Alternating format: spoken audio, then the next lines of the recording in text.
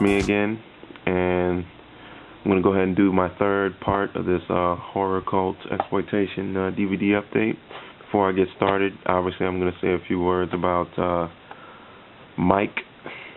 I grew up listening to, I'm one of those people that grew up listening to Michael Jackson. I remember listening to Bad, Beat It, Thriller, Smooth Criminal, and in the 90s I remember the Time, Black or White, and I remember going to Disney World and watching Captain EO in 3D. I remember watching that Moonwalker movie where he turned into a robot. I remember playing the video game, all that shit. So I pretty much grew up listening and watching Michael Jackson, and he's definitely one of the greatest entertainers of all time, and that's how I'll remember him, not for all this later bullshit that went on in the 90s with all the child molestation and shit like that. And there's a lot of people out there saying vile shit like they're glad a child rapist is dead and other just, insensitive shit like that. And it's like those people, I'm going to assume that a lot of them just didn't grow up listening to his music, so they don't appreciate him for what he did for the entertainment industry in general. And I think those types of people are just jealous because no one will give two fucks when they die. So fuck them. Rest in peace to Michael Jackson, the entertainer. And also, I want to say rest in peace to Farrah Fawcett, the original Charlie's Angel, and rest in peace to Ed McMahon.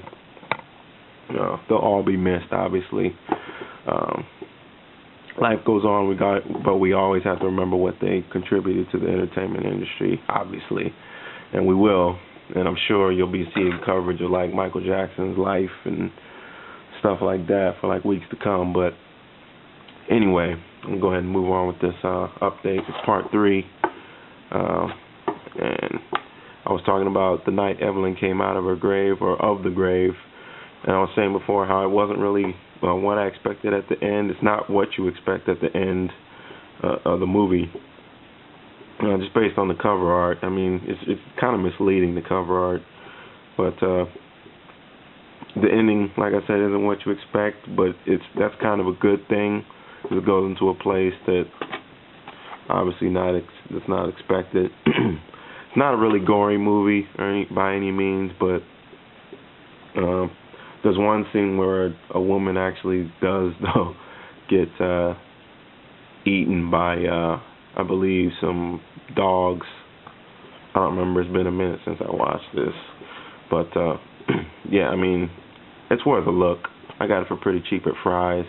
So, I mean, if you can find it anywhere for like less than $10, probably pick it up. But next up we have Nightbreed. It's a Clive Barker film. And I really, really enjoyed this film. It's actually my second favorite Clive Barker film that I've seen after Hellraiser 2. I love Hellraiser 1, but I like Hellraiser 2 better. But this is about this guy. He gets set up for all these... or he's basically the fall guy for all these murders. So he decides he actually wants to try to find this town called Midian, or this place, not a town, it's a place called Midian, where all these different like creatures and monsters live. And it's actually a pretty interesting film. David Cronenberg's in it. He plays kind of a fucking douchebag, but he's pretty entertaining in it.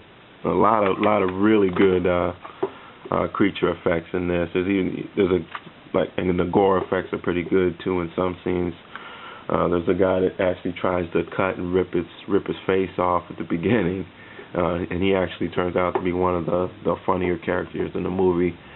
So definitely give this a look if you're a fan of like Hellraiser and stuff like that. So it really won't disappoint if you like those, if you like the Hellraiser movies.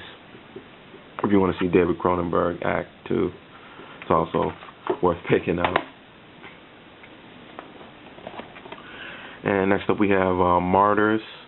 And I have to say that this is one of the best horror films that I've seen, period, in the past like decade.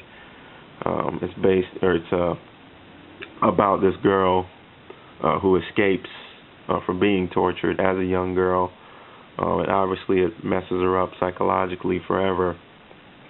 But her and then this other girl, actually when they're grown, they set out to try and find her torturers and get revenge on them.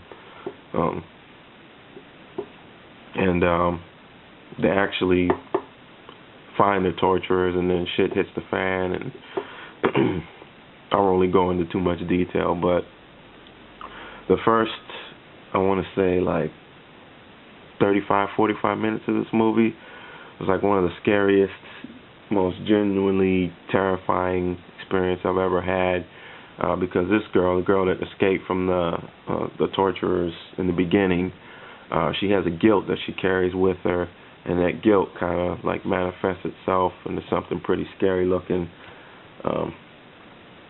I'm being kind of vague, but I don't want to give it away, but it's because of that guilt that's manifested into something that makes that first, 40 plus minutes of the movie pretty terrifying. At least I thought it was. I had to turn it off. That first chunk of the movie is terrifying, and the last like 30 or so minutes of it is just disturbing and depressing. At the end of the movie, you kind of get a better idea of why it's called Martyrs in the first place. But it's very disturbing. It's going to leave you feeling kind of down probably at the end and shocked, very disturbed. I wouldn't really recommend watching this before you go to sleep, because you will definitely have nightmares. I know I did for like 2 days after watching this, but great special effects, very intense, very effective film overall. Highly, highly recommend it. So yeah, pick this up if you haven't already. Next up we have Laid to Rest, a film by Robert Hall, unrated director's cut. And a few people showed this in their movies or in their videos, but yeah, the storyline's decent. It's about this guy. They call him Chrome Skull. He goes around with a camera, just like basically killing fools. Basically, that's all it is. It's worth watching for the gore scenes because they're very, very brutal and very violent. There's a scene where this one lady gets hung upside down outside a window, and a knife just jammed into her face. You see it go through one side, come out the other side, and you see her blood start to gush out of her eyes. It's very graphic. The gore scenes are very well made in this. It's worth watching just for the gore scenes, but the storyline really isn't that exciting. And I guess spoilers, you don't really get to see Chrome Skull's face at the end, which was kind of cool, but at the same time kind of a letdown because I was kind of curious to see what he looked like. Excuse me, what he looked like. But no dice. But still, yeah, definitely check this out. If not just for the gore scenes, it's well worth it just for that. And next up we have Dario Argento's opera. Excuse me. Oh. And I really enjoyed this film. It's one of my favorite Argento films, actually. About this young opera singer that gets terrorized by like a deranged fan, and his MO isn't really to kill her. He basically wants her to watch him kill people. So he places these little pins or needles there and ties her up and pretty much makes her watch him kill. And he says if you close your eyes, you'll stab your eyes up with these little needles. So it's a pretty different setup for this type of film. Different approach, I guess. But it's well worth watching. The kill scenes are pretty cool. Kind of a different spin on like a giallo. But Yeah, they make it kind of obvious at the beginning, like who the killer is. I mean, obviously, the back kind of does too, but when you see him at the beginning, you'll know. But Dario Argento's opera, and I'll go ahead and stop it there, and I'll see you guys on part 4, which hopefully I'll have up tomorrow. Maybe I'll do a few parts. All right, peace. It's close to midnight.